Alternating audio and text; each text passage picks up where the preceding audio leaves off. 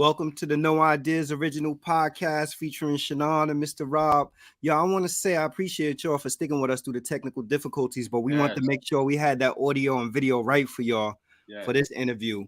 So let's get right to it. We got the man of the hour here, Queensbridge own V12.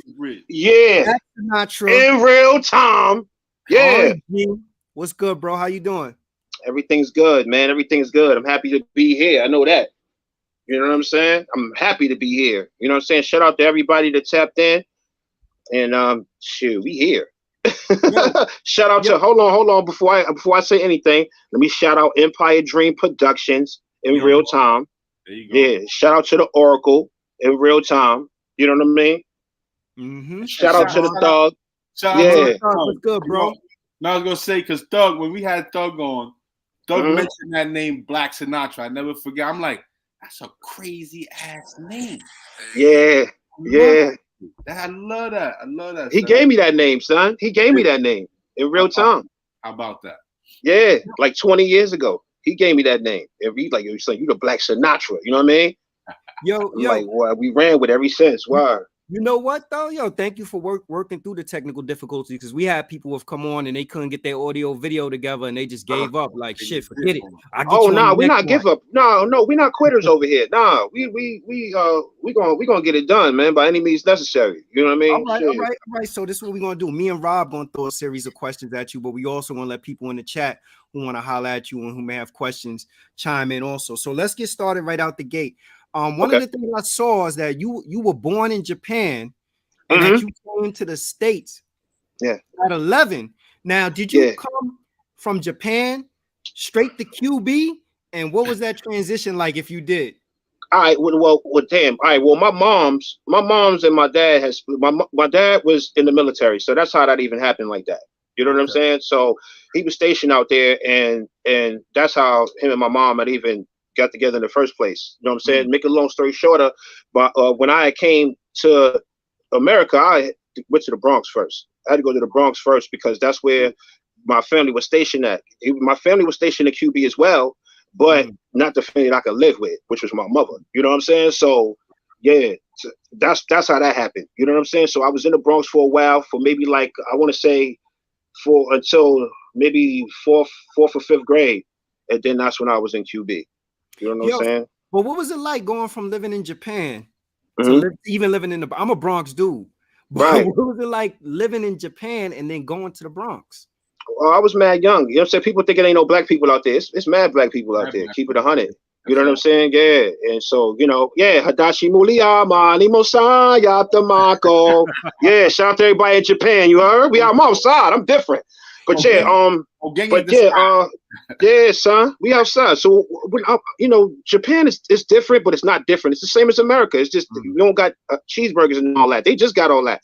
You know what I'm saying? I grew up on, you know, I don't really want to say like sea moss. I mean, not sea grass and shit like that. You know what I mean? Like, yeah, I grew up on shit like that. So when I came here, I was like, oh shit, niggas got hamburgers and all type of situations. I'm in real time. You know what I'm saying? So, you know, I got off the noodles and rice and all that. And, you know what I'm saying? Got in real time once I got here. But, that's what the real story is. Like, my mom and dad are split up. So, you know how it goes when your mom and dad split up. Most of the time, you got to go with your mom. You know what I'm saying? So, so that's what happened. You know what I'm saying? Eventually, later on, I had got up with my dad. And that was that. You know what I'm saying? He had made sure that we had got to the States, you know what I mean, in real time. So the experience of living in the bridge, man, the bridge is like? Oh my gosh, you know, the bridge is the maze, you know. So it's like, you know, if you make it out of the maze, man, you can make it anywhere. You know what I'm saying? Shout out to the whole Queensbridge. You know what I'm saying? You know, it's a lot of good things that come with the bridge as well. You know what I'm saying? As far as like you know, the learning experience, man. Just, you know, look who I was there with, Nas and Mobb Deep and Traj and, you know, Imam and, you know what I'm saying? The Megas and Marley Marls and MC Shan, is like the list goes on, you know. So how could I not learn, you know what I'm saying, when I got so many great people around me, you know, as teachers? Yeah, you know what I mean? So how does that feel being part of that great legacy? Oh man, you know, I can't even describe the feeling, man. I still can't. You know what I mean? It feels wonderful. It feels surreal at the same time. And I'm just happy to be a part of it. You know what I'm saying? I'm happy that I'm able to contribute, you know, to the legacy, you know, the way I have thus far. And I just want to continue to do that. Right. You know what I mean? Talk about that. Talk about that moment when you shut down 6 blocks and 96 buildings, son. Oh wow! Oh yeah, yeah. Oh wow! Oh, you talking? Oh, you know some math over here. Yeah. Okay. Yeah. Well, you know, Mike Jones was there. You know, Nature. Everybody that's anybody was there. You know, shout out to the 117th precinct.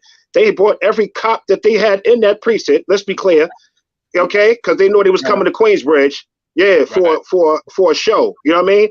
But they were so cool. I ain't never seen it. I don't even. You know what? I ain't never seen a bunch of cool cops. You know what I mean? But they was cool. They was letting us smoke at a time when we couldn't smoke in New York now.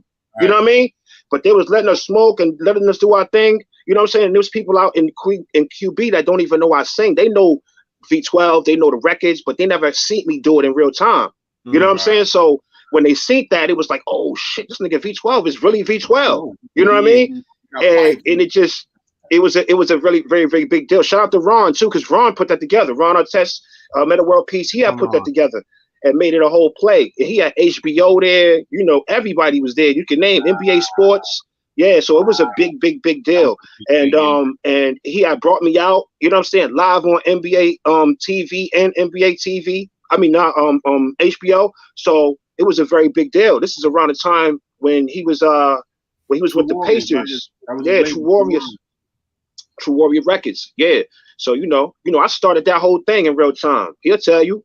You know what I'm saying? I'm a very big contributor of, you know what I'm saying, when it comes to True Warrior Records. You know, I'm always be that.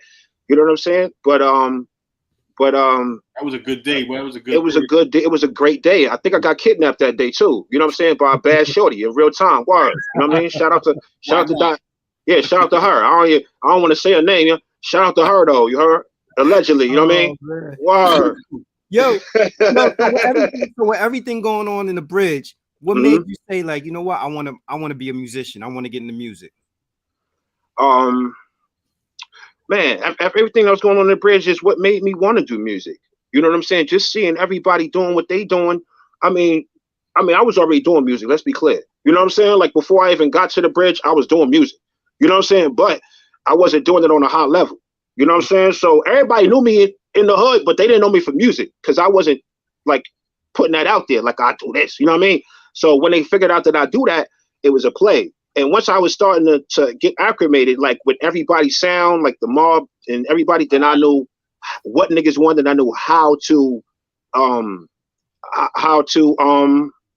get my thing on. You know what I'm saying? Pretty much how to implicate myself and make myself how do I say, make myself pretty much eligible nigga. You know what I'm saying? In a place where, you know, these motherfuckers is elite, man. You know what I'm saying? So it's like, man, you gotta have something that can complement that in some type of way. And that's what I was I was looking for. And when I found it, you know, I held on to it. You know what I'm saying?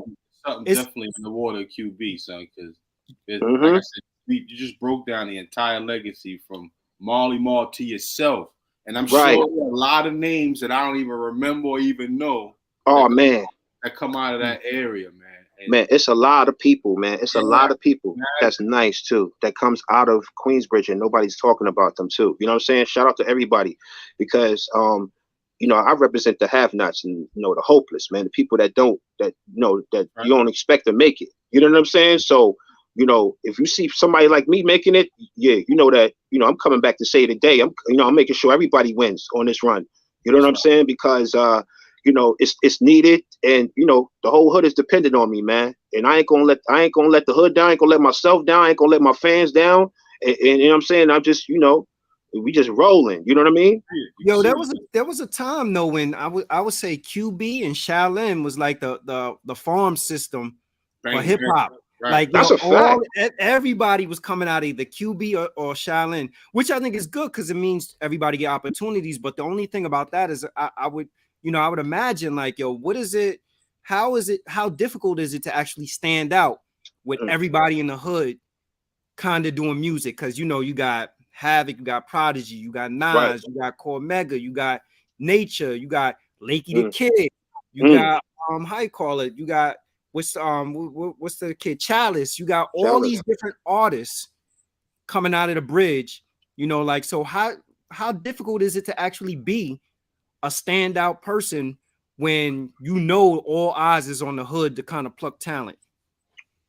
It's very hard. It's very hard. You know what I'm saying? You got to be on your A's and Q's. You know what I'm saying? Especially when you come to Queensbridge. These boys they talented, man. You just named one of the greatest talents that we also have in it, which is Chalice. He's another great talent that's not being talked about. You know what I'm saying? As much as he should be. You know what I'm saying? So you know, you gotta be different. My element was singing. I sing. Don't nobody in the hood sing. Nobody. Right. And the people that did sing, I took them out. This is real math. In real time. Yeah. The complexions, they'll tell you in real time. Yeah. Or whoever's anybody in Queens, if you're watching this and you sing, you know the vibe with V12, right? You know the vibe. Yo, hold on. Whose name you mentioned? You said the Complexions? Complexion. You know what I'm saying? There was a 2-man weave group. You remember that? You know what I'm saying? Yeah, that's just one. I don't want to name too many. Those are my folks. That's why I named them. You know what I'm saying? But yeah. But everybody know. Everybody know. They know. They don't want no problems with V12. Not on no acapella level. Because we can do it however. Yeah, I really sing. I ain't no fluke. You know what I mean? Yeah. I'm in real time. When did you when did you realize and notice that you did have the chops and the vocal ability? Oh man, I had did a play or whatever. I was like in 5th grade, man. I did a play called Godspell. You know what I mean? And I was supposed to sing a part in that play, and I had to learn it for a couple of weeks. So I'm learning it, I'm doing it, and you know, I'm wind up sounding just like the dude that's doing it. You know what I'm saying? So I'm like, out of sight, out of mind. I'm not thinking, I'm just really playing. You know what I'm saying? But when I get up on stage, I'm doing it, and people standing ovation to me. I'm like, oh shit, I ain't even know what I was doing. You know what I'm saying? But from there, it sparked the interest in me. Like, damn, maybe I should take a little bit more interest in, you know, the singing thing. And from there, it was a snowball effect. I just kept going. You know what I mean? Your skills. I just started hitting them. You know what I'm saying? With that fire. I'm one of the ones that was, you know, I was the man in high school as well. You know what I'm saying? Nigga, shit, Nate Sean used to go to my high school. That's my cousin. Shout out to Nate Sean. And Nas used to pick this nigga up in real time after school. This is deep math, I'm telling you, in Morris High School. When I was in Queensbridge, I knew so many people. My mom's sent me to the Bronx in real time. You know what I'm saying? With the Morris, my nigga. I went to Morris. Now you know that's East Side hot in the Bronx. Let's be clear. Yes, sir. Yeah. The Bronx natives, I know about Morris. Yeah, Don. So you know I'm in real time. You know what I mean? Any nigga that survived that, you got a story to tell. Yo, you know, sure. Mars low key is my hood. I grew up over there. I grew up right down the street from Forest Project, so I know. Oh, come on, man! So you in real time? Yeah. So you know the projects is right across the street, right or wrong? Yeah. Forest so it's Project. active. It's active at all times. There's no off button. It's always active. Then you had Willie's. What was it? Remember that place that was right across the street? Ernie's. Yeah, man. G. That's a monument over there. You heard? Lit, bro. We used to always all right. I'm gonna take you to another matrix. Then you go down the hill, and it's like the tray bag spot and all that. You remember that? And the pizza shop. This is deep math right here. Yeah. The pizza shop right there on 160. The pizza shop was right there. I remember. Then you had Burgess, who died. You feel me? You remember Burgess? I'm in real time. And I know, and how you call it, Nashawn grew up on my grandma block on Vice Ave, so I know Nashawn too. All right, come on, son, that's family. That's where the family at, Vice Ave. That's facts. Yeah, they still over there. Damn, yo, you shouting at the whole Bronx, boy. Come on, son. Shout out to the BX. They know the vibes. Shout out to the whole New York. I'm New York. Yeah, I'm real New York. Yeah. Yo, Messiah said, "Do you write for artists as well?" Yeah, I wrote a couple of things for a couple of people. Well, what Jonathan Lighty had got a song that I have wrote to Jamie Foxx and Mariah Carey, but they didn't wind up using it though. That was the main. They didn't wind up using it. That was all it was. But they knew the song was great. They said the song was great, but they already had other ideas and stuff. You know what I'm saying, for that. But those are only two people that, you know what I'm saying, that I had submitted some songs to like that. I don't really be submitting a lot of material because I don't want people sounding like me, to keep it 100. But that's a fact. You know what I'm saying? If the opportunity presents itself, I definitely will, you know, be ready to write for whoever needs, you know what I'm saying, me to write for them, because I just feel like right now, and with the space I'm in, I'm just ready to expand. Yeah. So it's, you know what I'm saying, and just let people know my growth and see my growth in real time, you know. So with that being said, yeah, I'll be honored to write for anybody, you know what I'm saying? But to answer the question, nah, you know, I don't really write for too many people, but I do write for people if they need me to write for them. Let me ask you this, because we have an audience that's always interested in the back end of how this stuff works also. So if you write for an artist, but the artist does not select the song that you wrote, do you still get compensated for the work you put in, or they actually have to use the song? They actually have to use the song.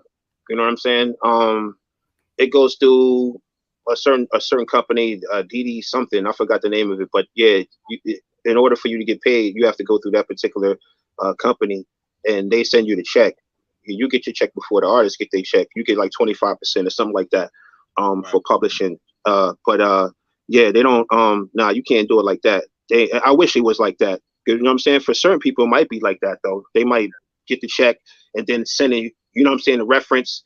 And then if you do it, you know what I'm saying, they'll send you another check. Yeah, like that. You know what I mean? But for my situation, though, it wasn't like that, you know, because of who I was sending it to, like Jamie Foxx and Mariah Carey. So I had to, you know, this was me pretty much, you know, telling them to give me an alley-oop type situation.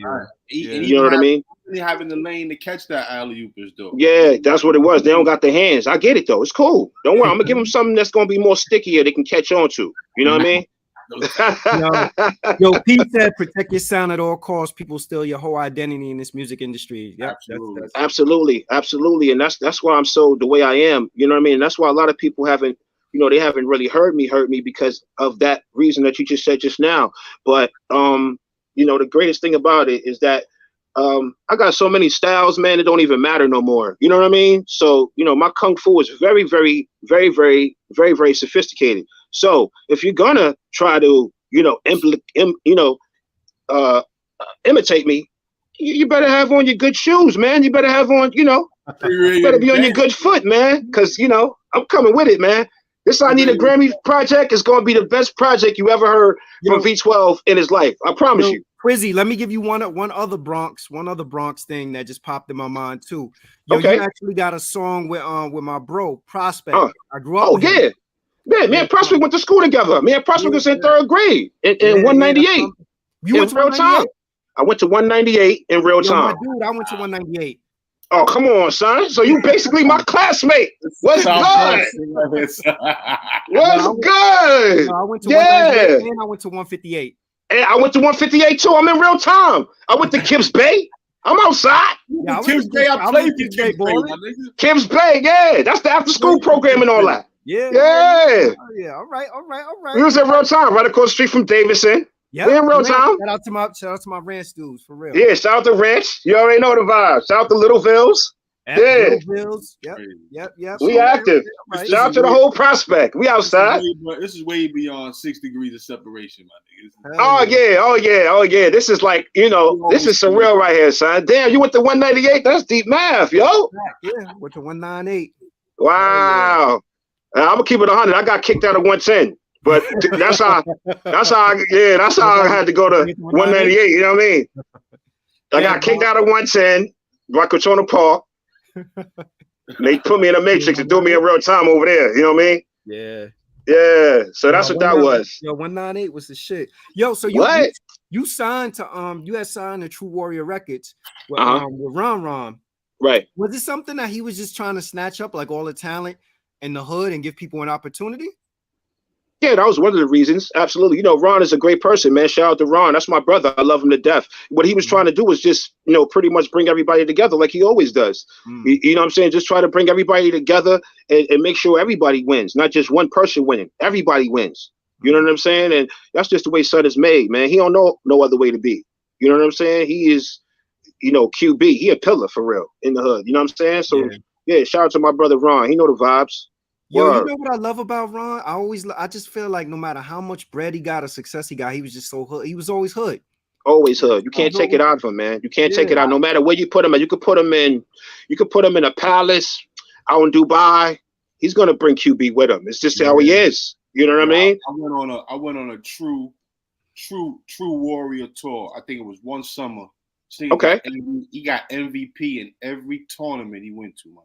Yeah. Thunder's a beast. Thunder's a beast. Yo, son. The NBA don't even know.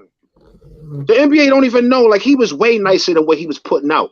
Like, what he was putting out, it was quality work. Let's be clear.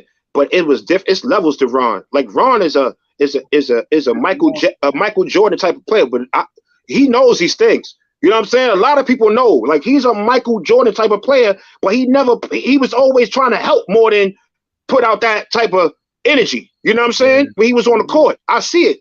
Like, he a team player. You know what I'm saying? He wants to make sure everybody in the team is acclimated.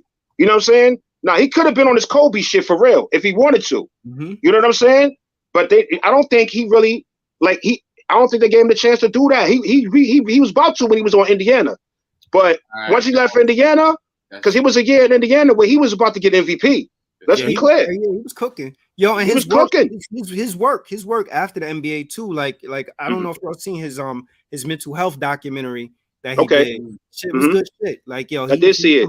Who definitely is doing a lot. He did a lot for the community, and he's like a real good mental health advocate. Like, salute to Ron. Yeah, salute to Ron, because he's definitely like people say he got mental health issues and stuff. Man, I don't see it. You know what I mean? The man is a genius in his own right. You know what I'm saying? Like, that. When I see Ron, I don't see him how everybody else sees him. You know, because I mean, like, we talking how we talk right now. You know what I'm saying? So it's like, I don't be seeing what other people be seeing. You know what I'm saying? But he have his moments, of course, like everybody does. But for the most part, let's be real. Like, yo, that would have been a moment for me too. If I get into altercation on the court and then somebody throw a cup and hit me on the grill, like that. That's like, yo, you gotta have. That's anybody. Yeah, that's anybody. Yeah, somebody throw a cup on you and you land. You trying to calm down. Okay, it falls on you. You know what I mean? What you want to do? Oh, now I got to look pussy in front of the whole world. That's what we doing? Like, nah, man, nah. We're not doing that. We're not doing that. Yeah. What lessons did you get out of that situation with Ron? Well, we talking about when the Malice at the Palace? Nah, that's what they call it. We all got a lesson with that one. Like, don't let nobody throw no shit on you. Fuck somebody. Don't let nobody throw no shit on you. That's what I learned. You know what I mean? Fuck that. I don't care what it is. From that, I don't let nobody throw nothing on me. You can't throw nothing, a towel, nothing. I'm active. I'm flipping on you, son. I'm straight flipping. You feel me? But being part of the deal that you did sign with them, what were the lessons that you took from that situation? Oh man, the lessons that I took from signing the True Warrior was man, don't never take things for granted. I learned how to perform in front of a lot of people on tour. I learned more of the business. I learned a lot being signed to True Warrior. You know what I'm saying? Because when you with Ron, you get to see a lot. You know what I'm saying? Right. And you know, I want to thank Ron because he protected me for a long time. You know what I'm saying? As far as you know, from the zesty part of the game. I don't want to disrespect nobody. You know what I'm saying? But it is a zesty part of the game. You know what I'm saying? And Son kept me like out of that. And once he learned that was what that was, he made sure that I wasn't involved in none of that. You know what I'm saying? He kept me straight and narrow. So, you know what I'm saying? So, yeah, so I want to thank Ron, you know what I'm saying, for that. You know what I'm saying? And I learned a lot, man. I'm still learning. You know what I'm saying? You know, even from that experience. So, you know what I'm saying? It was a great experience. I never take it for granted. And, you know, shout out to Ron, man. Word. Yeah. For the experience and the opportunity. You know what I mean? Did you ever end up recording a full project for True Warrior Records? Man, that's you know, I recorded songs with 50. I recorded songs with the likes of everybody. Damn. But it was like I never got to put together a album in its entirety. You know, I mean, it was always singles, you know. But that was my fault though. Let me take accountability for my own actions because back then, you know, I was on my V12 shit. I was kind of lackadaisical. What I say, what I say that was meaning like I wasn't serious. Like I wasn't serious. When it came to the studio, I was playing, smoking, you know, just doing shit. You know what I mean? Like just doing shit. Yeah, you know what I mean? And it's like, man, you know, I was a kid. I was excited about about the whole everything. And the atmosphere kind of distracted me. And, you know, I got into my mode to where, you know, it was like I'll get it done when I get it done. You forget that shit is a job. That's man, you forget sometimes that it's a job. You know what I'm saying? And for that, I want to apologize to Ron because I don't know if maybe he might have thought that, you know, I was, you know, taking him for granted, and that wasn't the case. It was really just me, you know, just in my own mode and just excited about everything. You know what I'm saying? And you know, and just thinking that every day is gonna last forever. You know what I'm saying? I wasn't thinking like, man, this is a moment in time and I need to seize it. You know what I'm saying? Before it passes, and then we'll be talking like, damn, I wish I woulda, coulda, woulda. But instead of me doing that, I'd rather just take accountability for my own actions, man, and just really understand that, that's what it was. Let me say though, on some grown man shit though, the fact that you would even take accountability and say, I could have done better. My work ethic wasn't there, whatever it was. Facts. Facts. Because I'm gonna tell you, it's a lot of dudes that we had on this program that go to the record label, the how you call it, this person didn't do this person didn't do that, and they didn't really speak about their own work ethic and what their end was with it. So when you hear somebody take accountability, that tells me that you reflect and you like, all right, this my next opportunity around, I'm gonna do something different. Like that to me, that's absolutely that's grown man shit. Respect. Yeah, absolutely. Thank you. I appreciate it because I just want to, I don't want them to feel like I didn't take the opportunity seriously at all, because I definitely did. I'm a serious talent. I definitely took it serious, but it was times now that I remember, like where I was lackadaisical, where I could have been more serious, where I could have been more active and all these things, and I wasn't. I was, knowledge yourself, bro. You knowledge yourself. So find out. Oh man, all right. You got to pick yourself apart. Right, absolutely. You know what I'm saying? So that's me doing that. You know what I'm saying? Because anybody, like you said, could be like, yo, it was his fault. If I didn't have this, I would have been this. And no, that's not the play. We got to start to where it began with me. You know what I'm saying? What did I do wrong? So that's where we at. You know what I mean? I'm gonna tell you what I did. I don't know what everybody else did. I know what I did though. Yeah. You know what now, I mean? last week we had the producer Chop Diesel on, and we was talking about like studio and some of the things that came up was like studio work ethic. And I was saying, like, I've seen people go into the studio and play around when they get a deal. But prior to people getting a deal, I know dudes that was writing their rhymes at home to the beat. When they had to pay out of their own pocket the studio time, going in, knocking out verses quick. Then when dudes got a deal or somebody else was funding it, before you know it, now I'm gonna write my rhyme at the studio. Or before I get my stuff together, I gotta smoke and I gotta drink. You'll let that beat play for 4 hours. I ain't got nothing to write tonight, and this, that, and before you know it, you laughing for a reason. It sound like me. It sound like me. That's why I'm laughing, son. It sound like me. Like I used to be on that type of time a lot. You know what I'm saying? Like fuck it, I'll get the shit done. I'm V12. I'll get this shit done when I get it done. You know what I mean? But at the same time, like you said, that time is everything. Now I'm way different. You know what I'm saying? Now I'm him. What you just said. I gotta write the shit before I get there, ass nigga. You know what I mean? Let me do that. Get this so I can be in real time. It sounds like I wrote it right there, but nah, this is prerequisite. I've been writing this. You know what I'm saying? For maybe 2 days, I've been writing on it, just making sure everything is perfect. And when I get to the studio, I lay it down. And it seems like, you know what I mean? I'm laying it down just like this. You know what I'm saying?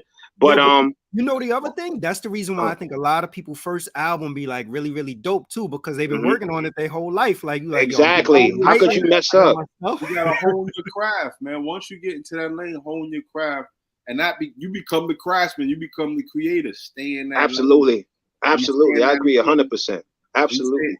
All the great things come out when you stay in that lane. Because we talk about it on the show a lot of time about it. Brothers always emailing versus being in the studio with your producer, with your beat maker, and the camaraderie you have when you're in the studio actually working on a project. You know, going home, you just get a couple of beats you write, and that's cool too.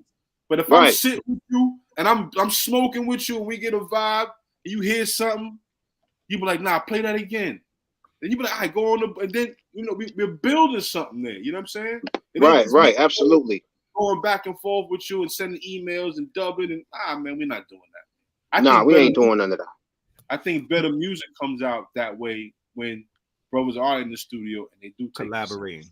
You're right, absolutely. Especially when you're collaborating together, like you said. You know what I'm saying? Mm-hmm. Like in the studio, face to face. You know what I'm saying? Seeing what happens on the boards and all that. It come out way better like that. You know what I'm saying? Because like you said, when you in the studio, this shit is spiritual, especially for me. You know what I'm saying? So yeah, I'm an energy person. So when I'm in the lab and I'm with a person that I know the energy is right, oh yeah, the song gonna be a masterpiece. You know what I'm saying? Like just because the energy was there. You know what I'm saying? So, when studio time was like $25 an hour and everybody that was on the record had to scrape up a couple of dollars. You wrote your rhymes in advance. You got together, and the whole way everybody spit their verse, made sure it was tight. And then dudes went in, and their work ethic was on point, making sure it happened. Then somebody get the deal before you know it. Everything changed. Everything changes. What's the best show or tour experience you've had so far? Oh man, god dang, woo wee! Man. Go on, Pandora. You got my wheels. Hey, bro, you got my wheels turning when you said that. Like, I ain't gonna lie. R.I.P. to P, yo. Prodigy, man. Like, rest in peace, Prodigy. Like, the first tour is always the best. You know what I'm saying? But the Prodigy, the H&IC tour, I want to say that. You know what I'm saying? Shout out to Capone and Noriega too, because Nori, he had us on a couple of his dates too, because they was doing the Capone and Noriega reunion tour. You see what I'm saying? At that time. So yeah, shout out to the Slime Guard, shout out to Pone. Slime Guard seen me activated, throwing liquor all over shorties in real time in the front row. They was loving it like they was taking a shower. He'll tell you in real time. Throwing ice on them while I'm singing now. I'm singing songs. Throwing ice on them. They was loving it. You know what I'm saying? Real talk. Hard ice.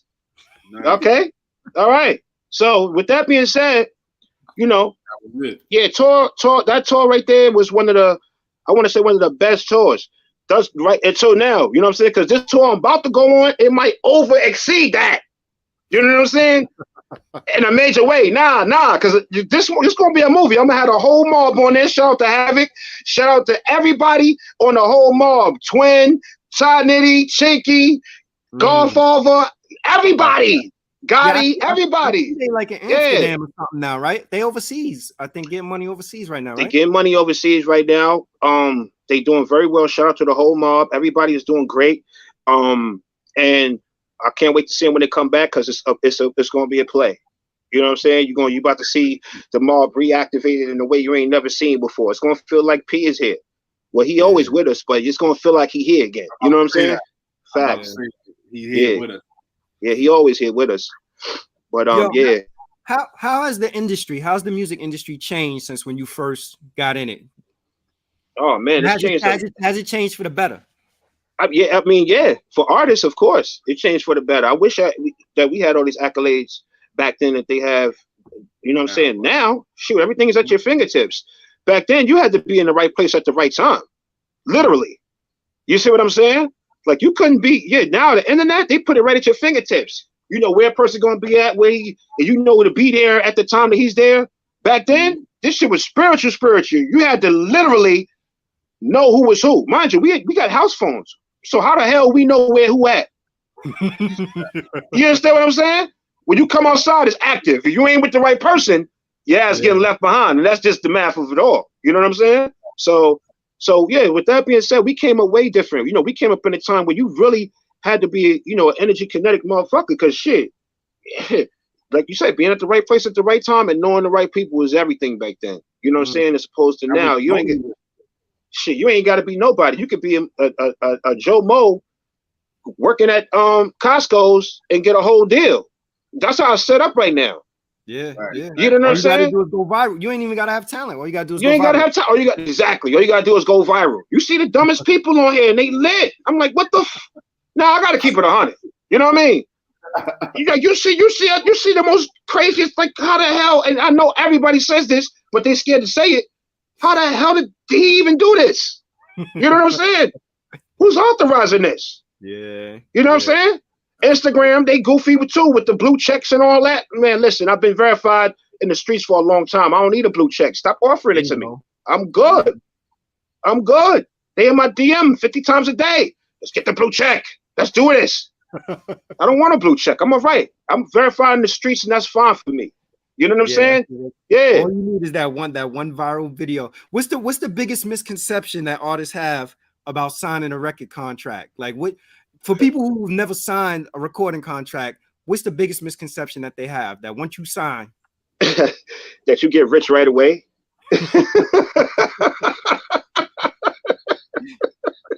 You know, that you get rich right away, the money's right there, and you know what I mean, and you getting in the phantom in real time. Like, nah, that ain't no play. You know what I mean? Like, that's the biggest misconception right there. Like, you know, you got to work even harder when you get the deal. That's that's the math. You know, once you sign a deal, that's when the real work begins. Okay, you know what I'm saying? Like, you've done that. Now you have to prove that you even deserve to have this deal. You know what I'm saying? And that's where the real work comes in at. You know what I mean? So that's the difference. Yeah, you got to show and prove. You got to show and prove. That's right. Exactly. You being a natural talented singer, when did the MCing creep in? Oh man, you know what? You know, the MC's always been there, but I was whacked, Don. I'm gonna keep it 100. I wasn't ill. You know what I mean? So I got, you know, as I was learning, you know, niggas was telling me, yo, son, that shit ain't in, my nigga. You gotta, you know what I mean? So I'm like, all right. Hold on. If they told you, that mean that they really like you. Honest, right? Yeah, they was being honest with me. Yeah, niggas is being honest. You know what I mean? Niggas is definitely being honest, a little too honest. The tragedies of the world, Trash used to kill me. Nah, that's not it, Don. That's not it. You gotta stick it singing. You know what I mean? I can imagine Trash coming like, come on, son. Nah, Trash used to kill me. Yo, keep it, yo, Don. That's not it. Just stick to singing. You know what you do.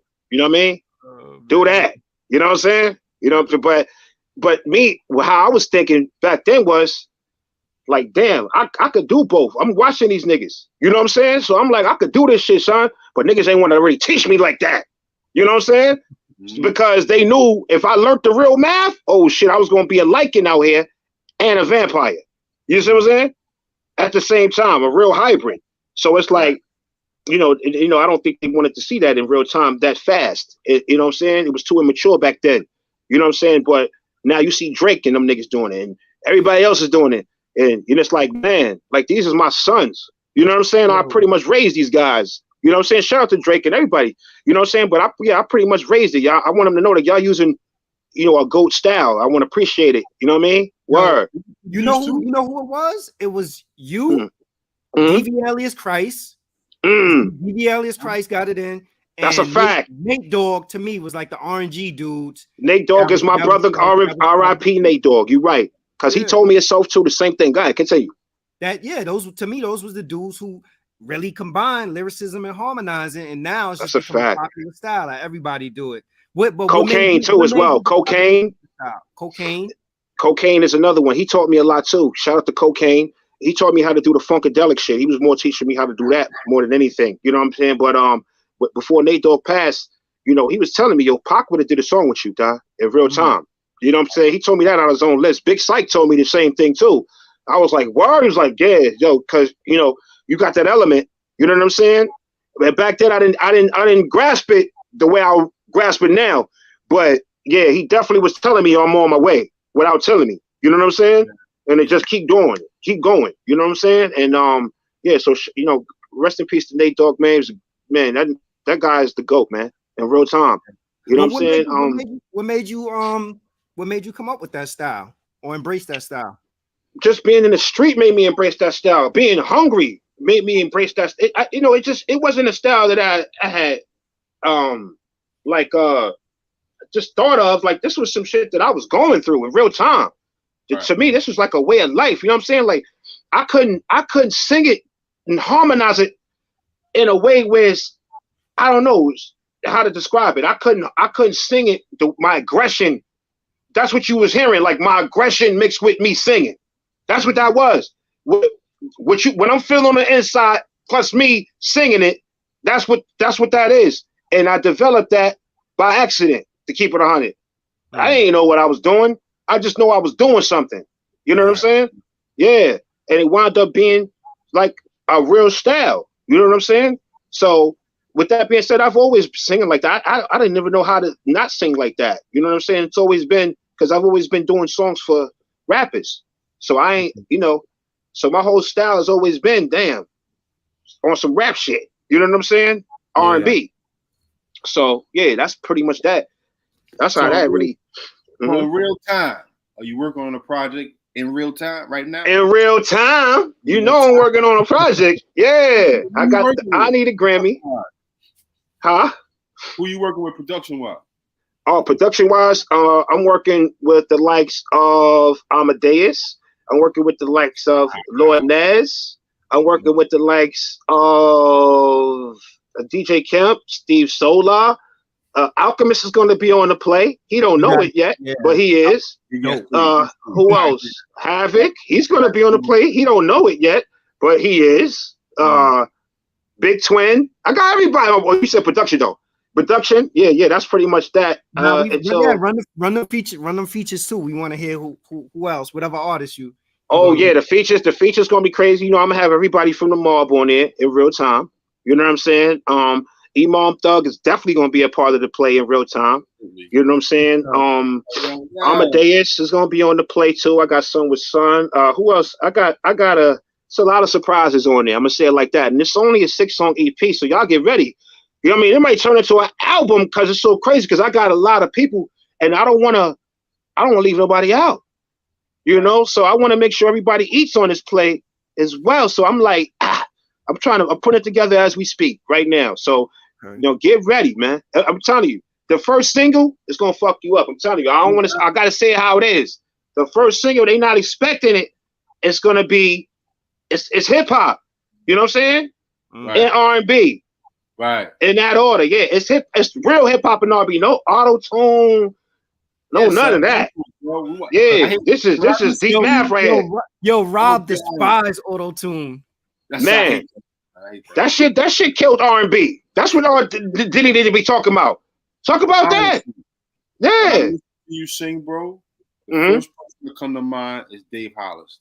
Man, that's my brother. I love Dave Hollister. I love Dave Hollister too. Yeah. Man, I love him because that's that grown man, adult, groovy, sexy, but don't fuck with me still. It's so funny running into you. Must have been 3 years since we last seen each other. Yeah, that's my nigga. I fuck with Son. Yes, sir. That's when when I listen to you, I get that vibe. I'm like, yeah, this is what that needs, man. This is what that needs, man. And then that's an honor, man. Sinatra is always that's the cream. That's the cream on top. That name is so original. Right. Are we getting back to the original essence of how doing things? Because there's so many copycats. We grew up when you had to be original. You had to come with your own style. You had to come in your own lane. That's a fact. That's a fact. Are we creeping back into that? I think we are. I think we are. I think it's long overdue, and I think that we really are. At this point, it's like we can't. If we don't do it, the future is lost. Let's just say that. You know what I'm saying? Okay. How it's going right now. Like, no disrespect to the guys that's doing it right now, but they don't really have a blueprint because they wasn't there. And the ones that was there, they got lost in this new stuff. You see what I'm saying? To where they can't even come back. They don't even know how to get back there. You know what I'm saying? So it's like, it's like missing home cooking. Yeah, we missing that home cooking. We missing that element. It's no adobo. There's no seasoning in it. You know what I'm saying? Yo, so hold on. So do we believe that R&B is dead? No, we don't believe R&B is dead. We believe R&B has been hibernating for a while. We can say that. You know what I'm saying? It's just been hibernating for a while, and they don't have the right people out doing R&B like me. You know what I'm saying? Like Chris Brown, he's great. He started doing R&B when he was 15. I don't know where he got lost at, But he was one of the guys that was doing the love songs. Him, Usher, these guys was, man, Confessions was amazing. You see what I'm saying? And he was bringing it there. You know what I'm saying? But later on, you get into that, and now you go to Atlanta, everybody sound like the Migos, man. It's like, it's that way. You know what I think it is, though? I don't know if I say that R&B is dead, but I think what happens is that we're missing probably, like, remember before we have the crooners, like the dudes, like the Joes, the dudes, the Brian McKnights, like the dudes, the beggars, the beggars. Yeah. That's the way, yeah. Like, I think that element may be gone. And every now and then you'll get an artist that'll put out a joint that'll kind of give you that vibe. But right. The other part of it is like, to me, it's like we could say R&B is dead. But if these dudes get back into that element of crooning and all that and really singing their heart out, like, are people gonna actually consume it? Like, probably, man. You see, I don't know. That's a good question too. That is a good question. That's why everybody is auto-tuned up because they want to rock in the club and they figure that's gonna spin. But there was a time when you turn on the radio and you hear "Love Scene" playing by Joe, or you hear Case by Maxwell, man, like that. But now you turn on the radio, you gonna get dudes like I like Bryson Tiller, but that's to me he is dope. Like crooning, so. That to me, that element may be gone, and I don't know how we get back to that. Right. So all right. So what are you thinking? Like that's like man, you right, because Joe was a beggar. Them guys was the guys, man. They was the guys that we was having babies and stuff, but now we can't even do that. I think it's got a lot to do with the women too. Women don't want to hear R&B like that. They want to hear that trap shit, man. You know what I'm saying? I don't know. I could be bugging out, but that's what I'm seeing when I go in the club. They get they twerk harder to the trap stuff. You know what I'm saying? You ain't never lied. I'm like, they don't even want to be in no mode. Like, I don't get it no more. It's like you got to get them into that mode to where that love is activated like that. Because women don't want to be in love. They just want to be. What they want to be. You know what I mean? So these two comments right here might really sum it up. Like a lot of music these days don't have the passion that it used to. A lot of it is done for a check, chain, or car now. And this one right here too, people aren't even in love anymore. R&B was full of soul, two things that are rare today. Right, it is. You know what I'm saying? I mean, there's certain people that's out there like that. I don't want to disrespect nobody that's in love. Shout out to everybody that's in love and feel loved and all of that. But for the most part, you know what I'm saying? We're talking about people that when we go in the club and we want them to hear us, your stuff, between the love songs and the trap stuff, the trap shit wins, especially with the women. I'm sorry. You know what I'm saying? If you go into a strip club, you ain't hear no love songs. I'm sorry. And if you do hear it, when you hear it at the end of the night when everybody's leaving, you don't really hear it in the middle of the club unless it's a banger or something that, you know what I'm saying? But for the most part, I don't know. I guess it slows everything down. But we have to, like you said, we have to get people back into that mode. Yeah, you know what I'm saying? Don't worry, I'm gonna get them back. I promise. Like, I got something for them. I'm gonna get them acclimated. I'm gonna get the ball rolling. You know what I mean? You know damn well at the prom at 198 or 158 that slow jazz was playing and people were slow dancing. You right. Slow dancing at them falls, bro. Hey, I was dancing too, right along with it. You know what I mean? Debutante balling. I couldn't even lie. But now that element is gone. Like, do we have? When the last time you seen somebody really slow dance? If it ain't an occasion. 89. Wow, that's 80 what? 90 something. But probably think back to your grandparents. I remember when my grandparents would slow dance in the living room, the Luther. That's facts. That's exactly how parties ended. That's a fact. You got your hip hop and your quick R&B started. Yeah. Then the reggae come on, but soon as reggae. That's guy come on, like, you know what I'm saying? Some old guy shit or some old in between the sheets, and it's like, all right, it's time to go. We missing that. We don't got that no more. We missing that. It's no mixture, man. It's no mixture. Yeah, you're right. We need that, yo. We need that back again, man. We do, man. Yo, son, Universal Enlightenment said, my slow dance game is crazy. For real, son. You know how you can pull a chick, grab her arm, like, come on, baby, let's go. Yeah, come on, baby. This our song. You heard? Yeah. Follow. And now we just two-stepping the rest of the night, son. That's a fact. That's a fact. You know how you can tell, though, that it was changing, though, when you start seeing dudes like Ron Isley doing records with Puffy and Before you know it, like some of the dudes that was crooners, you'd be like, yo, what you doing on this up tempo joint? Like, why you on a record with Future? Yeah. Like, how does that even make sense? Yeah, you know what I mean? But really, what they don't know is they think Future bringing them in real time, but you really bringing Future in real time. You know what I'm saying? Mm-hmm. That's the math to that. Because Future know about these people. These people, they was great before Future. These are the people why you see a Future. Yeah. You know what I'm saying?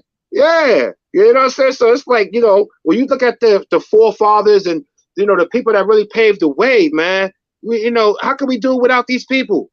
The Isleys, like you just said. It's gonna take that element too. Like the Isleys, they gotta come up with some new stuff too. You know what I'm saying? Yeah. They gotta bring the love back. From all sorts of music, you gotta borrow that. Not definitely. And I love the fact that the younger generation, they on their own lick. They in their lane and they're living off of it. Mm-hmm.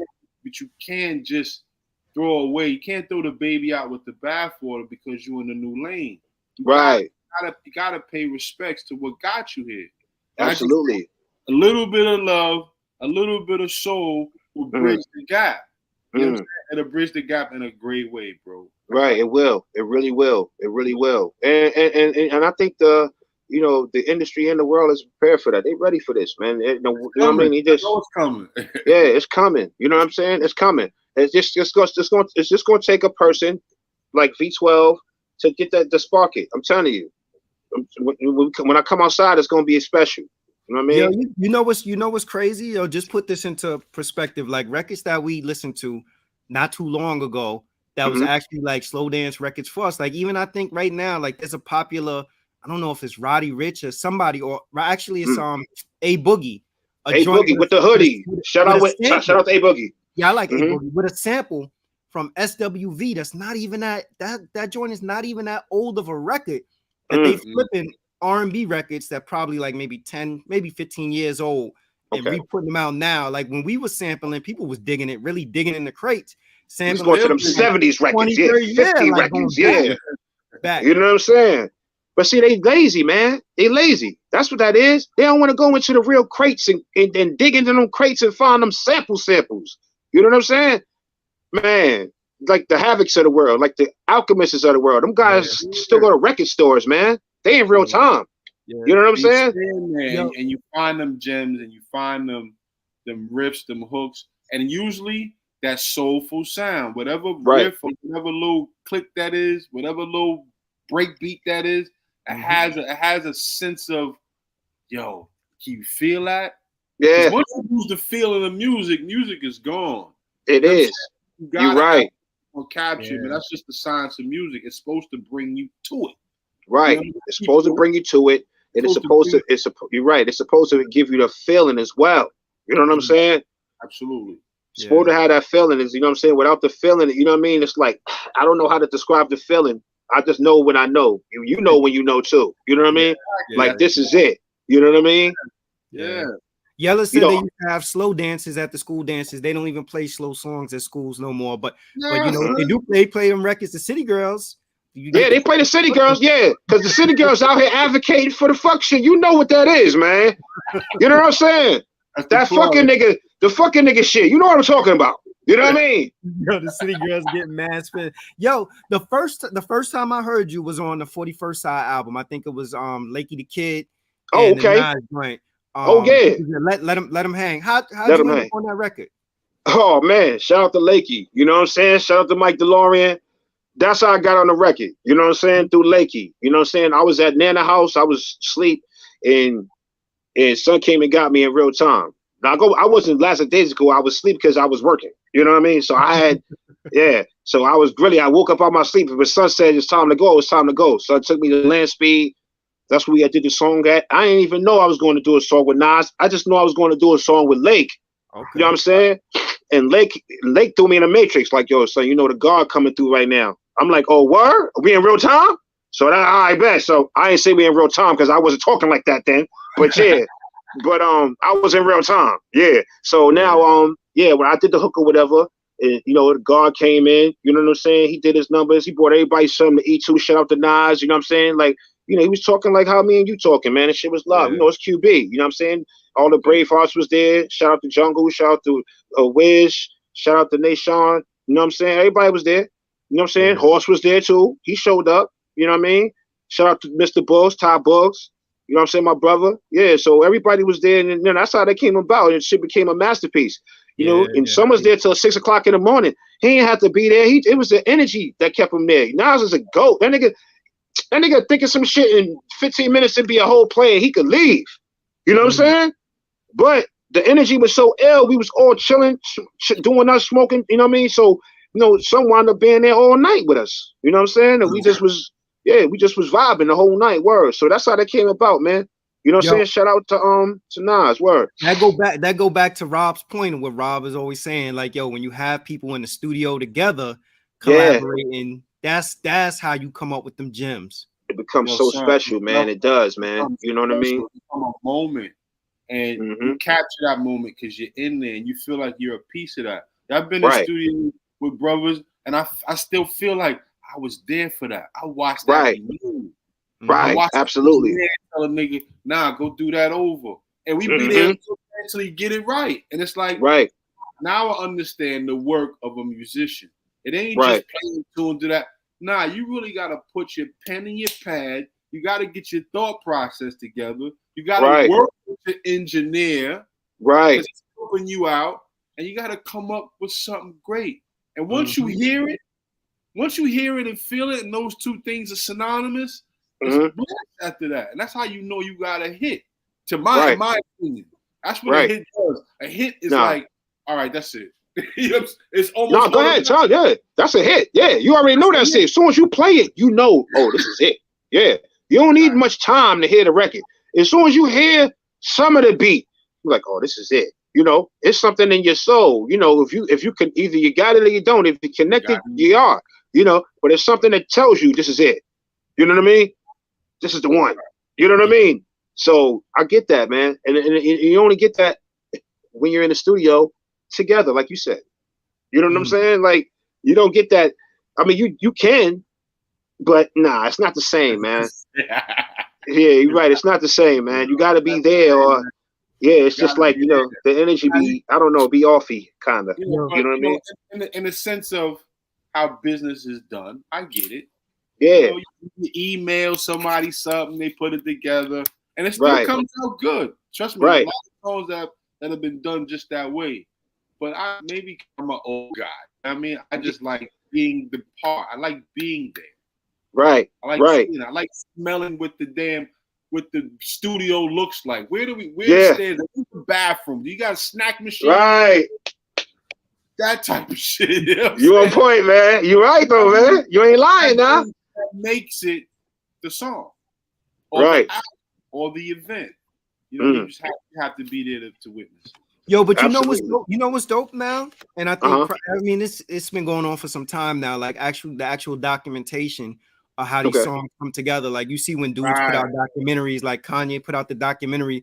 You see him in the studio playing college dropout for people, and like just being able to capture that whole process is meaningful. Like, and I think, you know, like when you achieve the level of success that Kanye has achieved, you need to have that visual to kind of bring you, not that Kanye is able or capable of being brought back, but to kind of bring you back to, yo, this is where you started at. This was ground zero for you. Right. You said this was ground zero. Yella said there's not many genuine people out there these days. The love is too far gone between women wanting to be hot girls and men wanting to be city boys. It's a hot mess. That's a fact. A hot mess. Yeah, it is. It is, man. She's right. Well, I don't know. Damn, the guys want to be city boys, she said? Jesus. Yeah, she's right. Yeah. Yo, wow. So P said facts you can feel in your bone marrow when it's a hit. Yo, this is a good comment. You know why? Because there are people that have played records for me and they kind of like glossed over them. And I'm like, nah, that's just single. Like, that's a hit record. I think sometimes the actual artists may want to discard it. Like, even producers, they hear beats, they be like, nah, this beat is trash. Yeah, like, did you know coming from QB that originally Havoc wanted to throw out, I think, Quiet Storm beat? He thought Quiet Storm, I think, was trash. And then P came in and actually recorded Quiet Storm. Yeah, yeah. Well, see, because Havoc, Havoc is his own worst critic as well. You know what I'm saying? He's got a lot of beats that he threw away that was hits. I'm talking about super bangers. And he thought they was whack, so he scratched the whole play. You know what I mean? Yeah. And P used to be furious about that stuff too. Like, man, that was hot. You know what I mean? Yeah, you threw that away, dog. You know what I mean? Yeah. So he just his own worst critic. You know, he's got a genius mind, man. That's how they think. Yeah, you know what I'm saying? It's like, shoot, it's like, nah, I can do it better than that. You know what I'm saying? Yeah. And that's where, and P was making beats too, like on the low. You know what I'm saying? It was just, I'm gonna keep it 100. Them shits was whack. But son, you know what I mean? He kept me in real time. I got on one of them, and he got on this joint with me, and we presented it to Irv Gotti, and that was that. You know what I'm saying? Mm-hmm. But yeah, you know what I'm saying? Shout out to Irv Gotti. You know what I'm saying? But at the time, I was with G Unit, so I wasn't really trying to go like over there. You know what I'm saying? Okay. With that whole situation and all that. You know what I'm saying? Tell us what your involvement was with G Unit. What did you do with G Unit? Oh, I had a whole file up there. You know what I'm saying?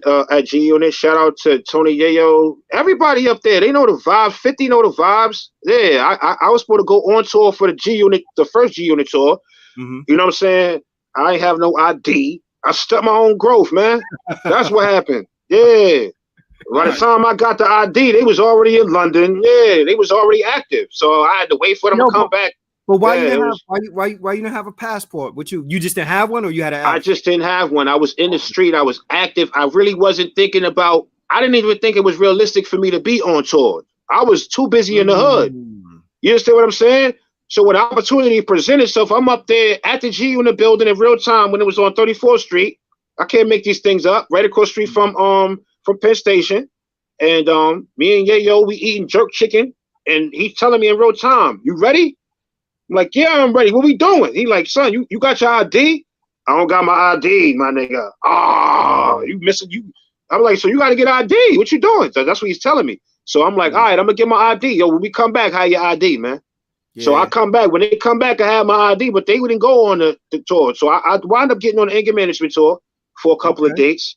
Yeah, so that was big. You know what I'm saying? Yeah. And yeah, shout out to everybody. Shout out to M. Shout out to everybody that was a part of that whole tour. The Exhibit, Dr. Dre, you name it. The likes of everybody was there. And I actually had the opportunity to be in Tampa Bay a couple of dates, man. It was dope. You know what I'm saying? And yeah, it was like an experience that I'll never forget. You know what I'm saying? He brought us out and introduced his word. It was dope. You know what you said that just resonated with me? Like, coming from where we come from, like even just the fact that you're like, yeah, I ain't had no ID because I didn't think that, like something like that was possible. Like I think back, like some of the experiences I've been fortunate enough to have in life.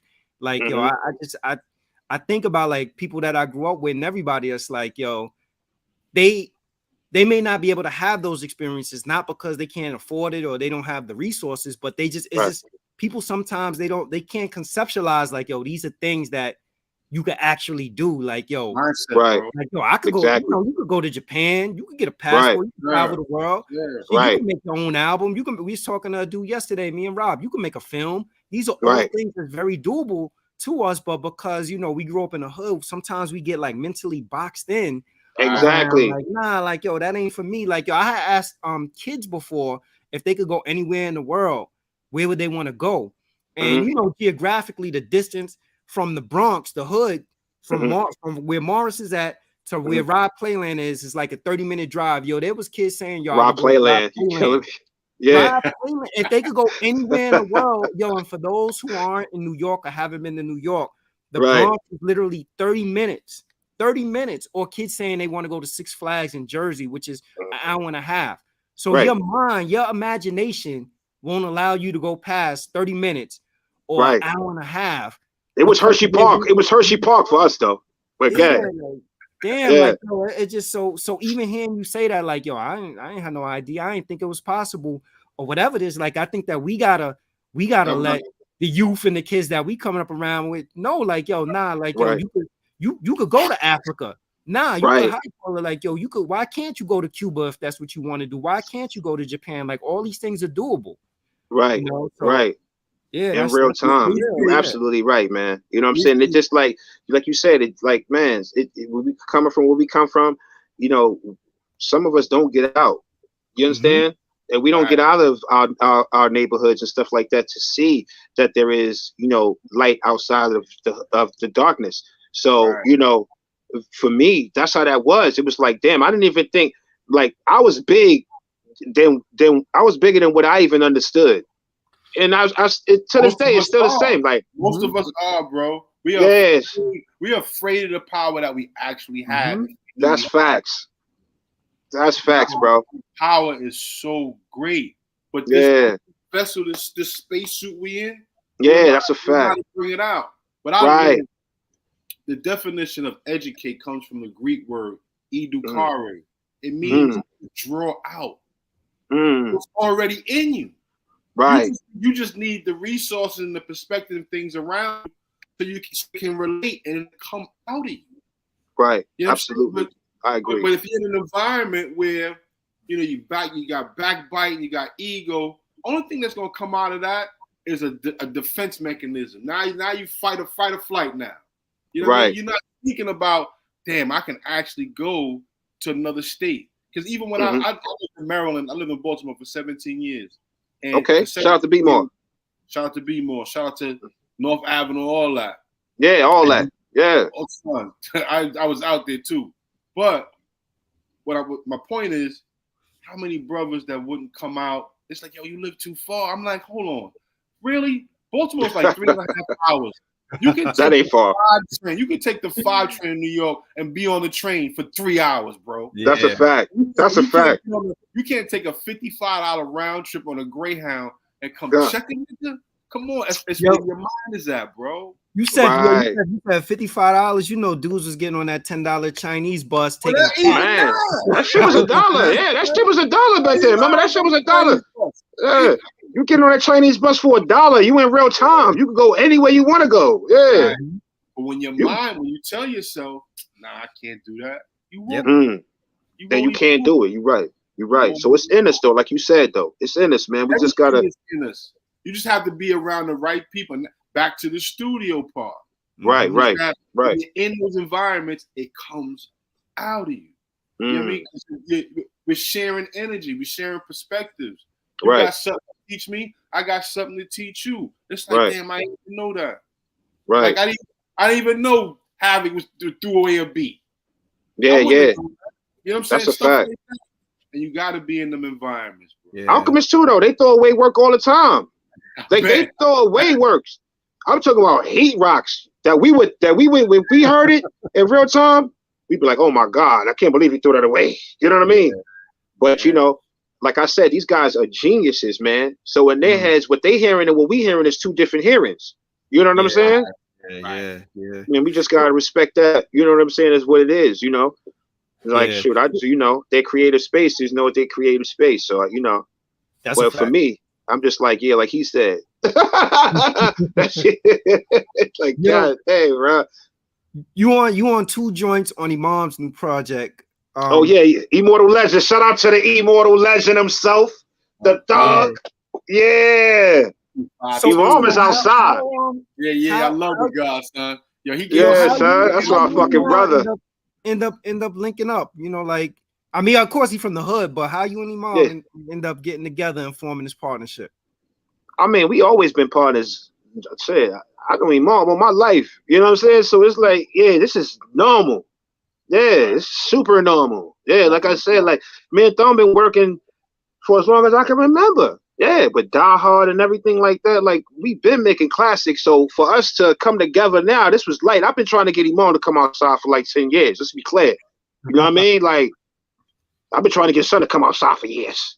So when Son came outside, he said he was coming outside. Oh, believe me, I was the first one he called. Yeah, and I jumped right in the foxhole. Let's go. You know what I'm saying? Yeah. Are you ready now? Okay, let's go. You know what I'm saying? So me and Imam, it's been a beautiful journey. And we've been working on this project for almost a year, the Immortal Legend. You know what I mean? Yeah. So Immortal Legend is special to us. It's special. You know what I mean? Because it's like this blood, sweat, and tears right here. You know what I'm saying? Mm-hmm. So this is Imam's first project, and I'm so proud of him. I don't know what to do, man, because he came a long way, Don. You know what I'm saying? Like for real. You know what I'm saying? And for him to be here, and after everything that happened, he's still in his right mind, and you know what I'm saying? It's amazing, man. It's amazing. You know what I'm saying? And I'm proud of him. Shout out to Iman. Word.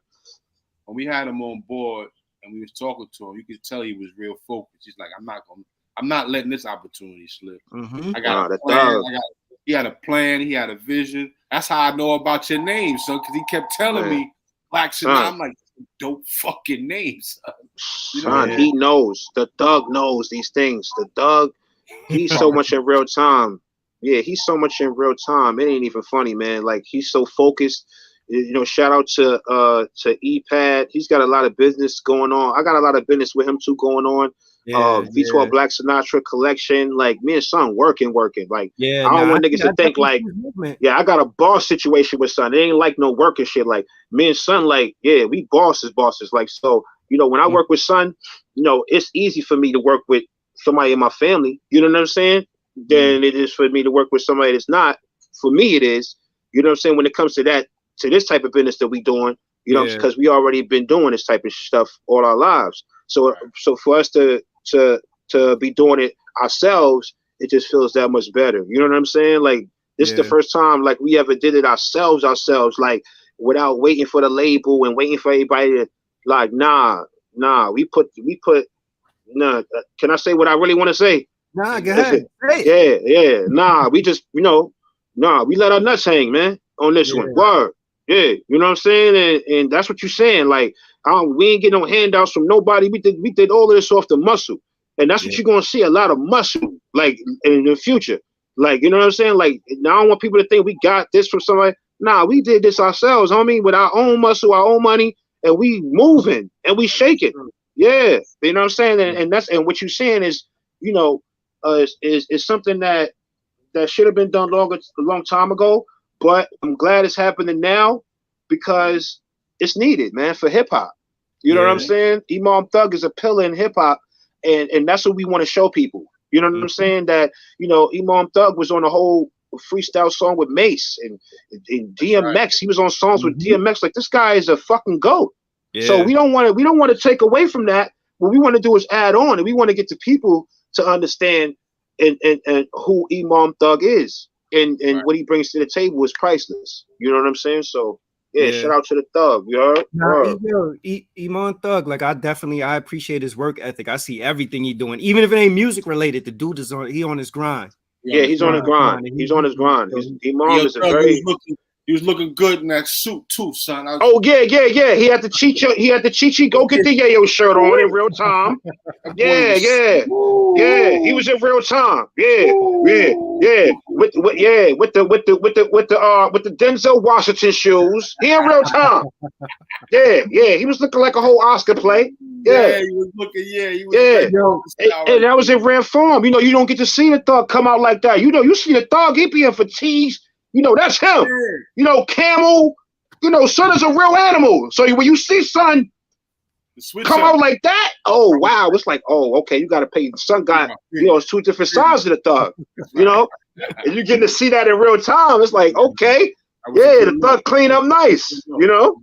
Yo, I'm gonna run down these names. Check this out: Katy Perry, Jimi Hendrix, Tupac, Busta Rhymes, Diana Ross, Snoop Dogg, Nicki Minaj, the Beach Boys, Blake Shelton, Run DMC, and Martina McBride.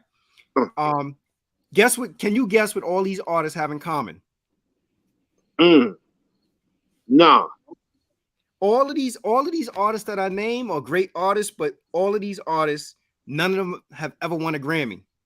Oh wow, that's crazy. None of them have ever. So my question to you is, do you really need, because the name of your EP is I Need a Grammy, or I want a Grammy, right? So do you need a Grammy or want a Grammy to validate you? Nah, well, really, man, I need a Grammy because I need a Grammy. You know what I'm saying? Like, period. Yeah, I need one of them gold things. I want to eat cereal out of it too, like Macy Gray. Yeah, that's why. That's why, really. Nah, I'm just playing. Nah, but honestly, like, I want a Grammy because I want to be validated, not just by the people that already know me, but by the people that don't as well, by the world. You know what I'm saying? And I feel like that's the way people are being validated these days, by these Grammy trophies and all of that. So I felt like, man, I put in a lot of work in this game, and it hasn't been recognized. So I should have been had a Grammy, but I'm not gonna shoulda, woulda, coulda it. I'm gonna do it now. You know what I'm saying? Right. And I'm gonna tell the world, yeah, I need a Grammy. Yeah, and I'm gonna get one too, cause I be in real time. Now, low key, I got a Grammy, but it's for karaoke. Let's be clear. I beat out mad singers in Atlanta. Y'all already know what it is. Yeah. I'm the Nas just got his first one last year. He just got his first one, and that's what inspired me even more. I'm like, yo, the God got one, well deserved. He should have had 20 of them. Let's be clear, but we're not gonna go there. He got one, and that one right there, we gonna soak it up until the wheels fall off, man. Because nobody expected him to get that. You know what I'm saying? You got to bring it back to the hood. But yo, let me say this about I think like the Grammys and validations and stuff like that. Like so. For me, like there are people that we know are rappers, but then there's rappers. Like there's some rappers you'll go to and be like, yo, yeah, I got a Grammy, but Black Thought. Right. Go to. Black Thought need a Grammy. Papoose need a Grammy. There's singers, there's ballers. Like if right now, if they probably around the league in the NBA said, you know what, the players gonna vote on the MVP, I bet you they have a different MVP than the actual MVP that's selected by the media or whoever selects the MVP, the committee, the coaches, or whoever it is. And the point I'm trying to make with this is that I think that peer validation, like having, you know, the other people that's in your lane look at you and be like, yo, I'm fire, but your V12 is the dude, is the real dude behind the machine. Like that to me, even though it doesn't come with something tangible like a trophy, that's the joint that you post up when you go to the industry parties or whatever it is. Right. You be like, yeah, they know who really put that work in. Absolutely. You know, so and I agree with that. A Grammy to me is dope, but I think like that the accolades from like your peers it's just something about it that you know, it is. So that be like, yo, yeah, like it's just something about it that they know your grind. They've been in the lab with you and seen you put in that work in the lab. They know what your pen game is about. They know how your vocals are. They know your work ethic. They know all that. So sometimes when we don't have like the recording industry or the Major League Baseball Writers Association or whoever it is acknowledge the work or whatever, having like your comrades, your peers, your contemporaries, just be like, yo, this I'm good, but this is the dude right here. Go a long way. Facts. You're right. And I ain't meant to say it like that too. Like, cause I don't need the world to validate. The world know too. Like that's what I'm saying. It's just like I just want everybody to understand. Like it's not easy to get a Grammy. So if I do get one, when I get one, I don't want to say if. When I get one, I want people to understand that this is for everybody. You know what I'm saying? Not just me. Yeah, this is for everybody that the have-nots, man. The people that don't even make it out of the New York or don't make it out of their hoods, man. This is for y'all, man. Because people don't expect people like us to win. Yeah. So that's why when we win, everybody wins. You know, we the people's champs. You know what I'm saying? So at the end of the day, like, you know, we don't need no validation because we already validated out here. We valid. You know what I'm saying? But at the same time, we definitely want our flowers, man. We need those. Nah, you in it for a reason. You in it, yo.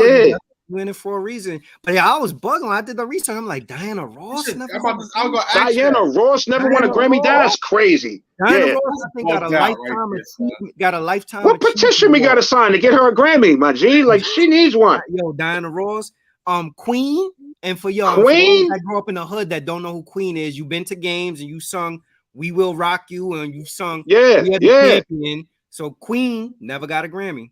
That's crazy. And that song plays in every movie you could think about that's got any sport where they winning at.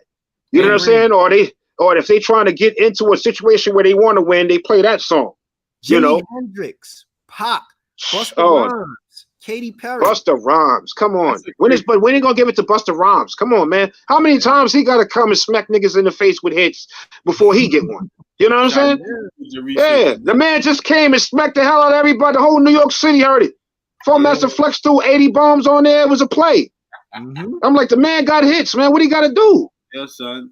Yeah. He should have got one for Touch It for real. That was a play. The Touch It record? Hell yeah. Nigga had Mary on there. Who? Shit, you name it, man. That was like We Are the World, a hip-hop version. You know what I mean? He called Buster the walking iPod, son. Man, I'm telling you, that man got hits over hits over hits. I don't get it, man. That's why we got to change the narrative, man. I'm telling you, man. Don't worry. I think, I'm getting acclimated right now. Let's how LeBron is, and when he first back into the game, he got to get his feet under him. That's me. You know what I'm saying?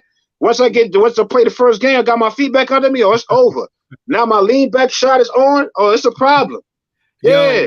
But you know what the beauty of the Grammy is though? Like coming from where we come from, or you winning the NBA championship, or you winning a world championship, in boxing or whatever it is, taking it back to the hood and taking it back to the hood. And letting the hood understand that you can do it too. Yeah, that's it. That's it right there. You know what I'm saying? You could do it too. And I feel like to do is the same thing with like even if you're not a professional athlete, you're not a professional rapper, whatever it is, that you get money, you got some level of success.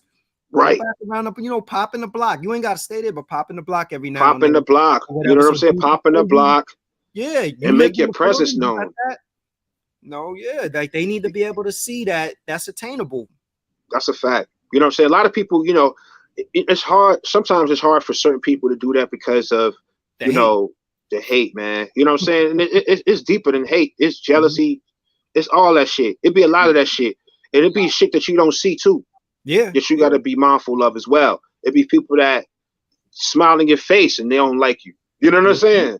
Yes, sir. And lying you in real time. You think you're having fun, and then shit, before the night's over, your ass to be on the news. You know what I'm saying? So we got to be, just vigilant. Just know that these things are out there. But for the most part, we advocate for the hood, man. You know what I'm saying? Like we do this shit for the hood. You know what I'm saying? So we want everybody in the hood. Shout out to the whole Queensbridge. Shout out to everybody in the whole New York City.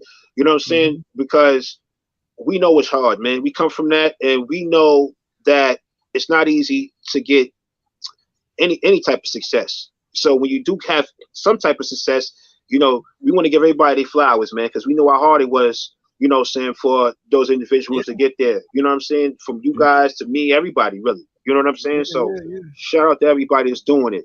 You know what I'm saying? So when we get in that EP, man, y'all getting the EP. I want to say, I don't want to put a date on it. I'm gonna keep it 100.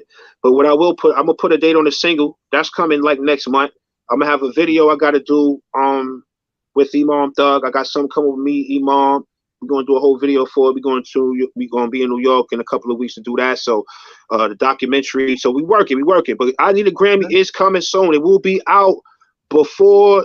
I don't want to say before the years. It might come out January, low key. But the single will be out, video and everything, before this year's out for sure. Like y'all getting that.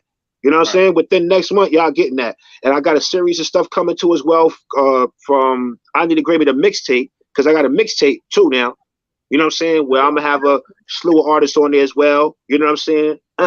Hit y'all with that real fast just to keep the mouth watered real fast, pause, no homo, and then hit them with the single. You know what I'm saying? In real time. Now all of this is gonna come simultaneously. So you know what I'm saying? Like the mixtape is free, so y'all can go get that. You know what I'm saying? And download and stream it and have fun with that while, the single is being cooked in real time. Shout out to Steve Solar too. I don't want to leave nobody out. Yeah, now Steve Solar's that's a for real engineer. Yo, is we on the mixtape? Yeah, we on. It's on the mixtape. Yeah, that's the mixtape joint. You know what I'm saying? Get that paper. We on. Yeah. I can hear that shit blasted in my car, my nigga. Man, yo, wait till you see me perform that shit live. I'm telling you, man, it's gonna be a movie, man. I'm gonna have midgets out there. It's gonna be a play.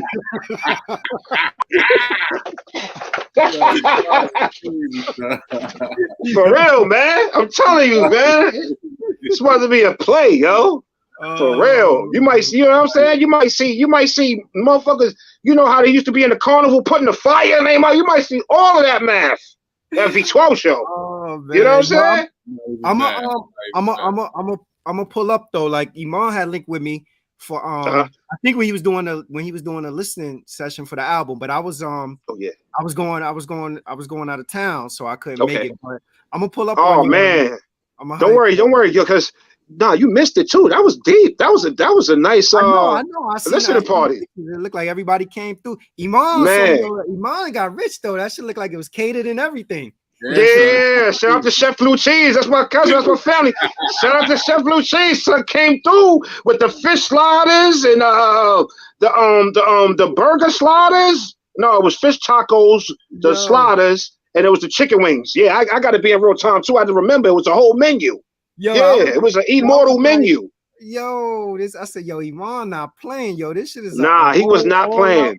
Affair. He went all out. He had. Hold on. What they didn't see was they had the Henny. It was a factory up there, back there. Just full of Henny, man. Everybody had Henny. It was like big bottles of Henny. There was a server back there that was serving drinks. You didn't get to see all that math because they tried to keep that out the plate because they was trying to keep it politically correct. But yeah, that was on deck. That was a movie. Any type of weed you could think about was there. You know what I'm saying? From the gumbo on down, like you name it, it was there. Yeah, so it was like that was a play. Shoot, man. It's great though to see him. It's great to see him. Yeah, man. Support everything, yo. You know what I love? You know what I love? He deserves it, man. He deserves it, man. Look, the man waited 30 years, man. 30 years. I'm gonna tell you. You know what I love about Imam though? Like we had the week before we had Imam, we had Traj on. Okay. Shout out to Traj, yo. The foul Mati. Yeah. Shout out to Traj. He's building Traj and everything. You know. So Traj got a way of when you talk to Traj, like he gonna give you some nuggets, but Traj ain't gonna say everything. Nah, he not. Came on the next week, and I was building, he's building when I was like, yo, what's up? Like, yo, what's up with you and Trash? Cause y'all made magic. The music and this, that. Yo, that man to a man, Imam was like, yo, that's my brother, gave me a shot. Love him, this, that. We still build from time to time. This ain't saying nothing foul, no nothing or whatever. I'm like, yo, that's what I'm talking about. Right. That's what, like, yo, that's real dude shit right there. Like, ain't saying, yo, he put me in the game, gave me a shot, gave me an opportunity. I rock with him, this, that, or whatever. And like, yo, it's dudes like that and that kind of energy. That's why you're gonna win. Right? Yeah, absolutely. Imam been a winner, man. That's the illest shit about it all. He's been a stand-up guy. He's not selfish. You know what I'm saying? He'll give you the shirt off his back. That's Imam, man. Imam will give you the shirt off his back, my G. He him. You know what I'm saying? Like, for real. Like, a lot of people was getting it twisted. Like, even back then, like, some was never no selfish. He's not made that way. Like, you know what I'm saying? If he can help you, he gonna help you.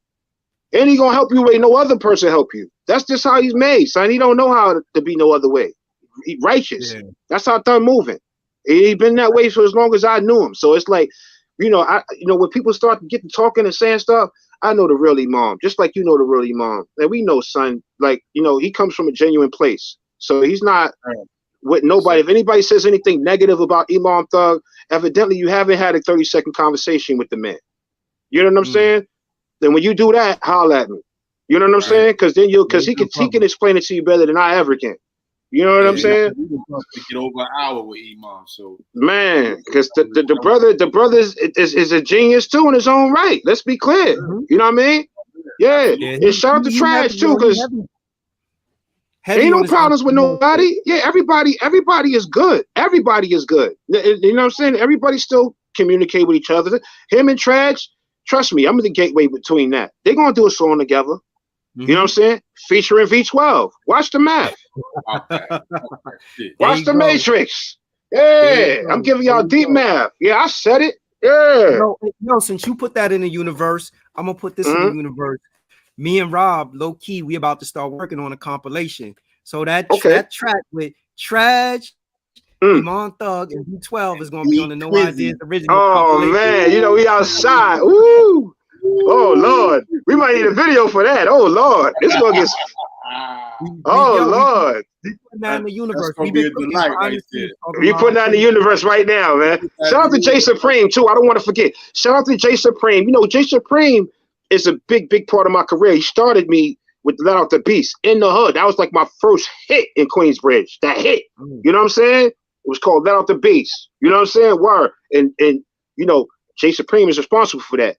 Jay Supreme is also the reason why you hear Nas in real time too. He produced the villain from Illmatic. You know what I'm saying? Yeah. I'm a villain. So I'm a villain, right? So with that being said, Jay Supreme started a lot of people's career. Nobody gonna say the Capone's Noriega too. Let's be clear. Yeah. Flowers, bro. Yeah. So Jay Supreme definitely need his flowers. You know what I'm saying? When it comes to the, you know what I'm saying, to the whole putting the shit together and making stars out of dust, Jay Supreme does that. That's what he does, man. Shout out to Jay Supreme.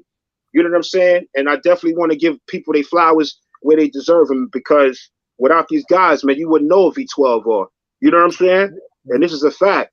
You know what I'm saying? Not to take nothing away from Nas, because Nas is a great talent regardless. You know what I'm saying? But this is the stuff that's not being talked about. How did he get to Columbia? Well, it's an interesting story behind that. It starts with Jay Supreme. Right. You know what I'm saying? That's the fact. So, you know, I always want to be the one to give people their flowers, even if, you know what I'm saying? Like, if they getting them late. You know what I'm saying? But it's well deserved. Yo, so give out, we got your IG on the screen, but give out, you know, like if you got a Facebook, you got a Snapchat, you got a LinkedIn, give out the information so people can follow you. Yeah, well, I had to start everything all over again, because what had happened was I was in a relationship with a person who thought that they owned me. So yeah, I had to start everything all over. Thanks, appreciate it. So yeah, I don't have a Facebook anymore. Thank you, appreciate it. I shut that all the way down. Yeah, the stalkers is crazy. So I got to make another one. Okay, and I will be making another one. It will be called V12 Black Sinatra. To TV at Facebook, and then I also have V Junie Walker on YouTube. You can go to that if you want to see content. I just started that as well, so you're gonna see like fresh content on there. You know what I'm saying? Gradually as I go along. But yeah, I had to start everything all over, and I had hits on a lot of stuff. But you know, when the crazies get involved, you got to shut it down and start all over again. It's just simple math. You know what I mean? So what you're seeing right now is a new and improved V12. You can go to V12 Black Sinatra on Spotify. You know what I'm saying? And everything is fresh and brand new. You about to get everything fresh and brand new. No microwave work. You know what I'm saying? No. So you know where that talking come from? Because you was crooning. Yeah, that's exactly what was happening. Hey, don't tell nobody I was crooning, man. You know what I mean? Yo, you was crooning and slow dancing, bro. I was slow dancing, man, in real time, man. Spoke penguin style, man. You know what I mean? Oh man, this is crazy, man. You know what I mean? Yo, so before we wrap, not to put you on the spot, yo, you could take you want to take us out with the with a little bit of We On. Oh yeah, I could do that. You know what I'm saying? Yeah, let's do it. Oh shit. We on, get that paper. We on to get that paper. We on, get that paper. We on, yeah. Memories play back like film. Niggas get the front and 2 cans straight off the hip. This a new day. Niggas get whacked for running lips. That's the easy way to get drunk. Took on a little trip. Housey bagged up tape thrown over the bridge. Don't confuse him with these other niggas. I make hits. Just the real sound of the street. Ear to the ground. Sweet potato on the front of the pound. I'm Phil Jackson. 3 holes triangle bitch. Sucking my dick like the Last Supper. Till I fuck her. Yeah, we on, get that paper. We on, to get that paper. We on, get that paper. We on, oh, yeah, bro. Ladies and gentlemen, V12, Tweezy. Like, comment, subscribe, share. Thank you for pulling out. We catch you on the next one next week. Salute everybody. Have a good night. Salute everybody. Peace, world.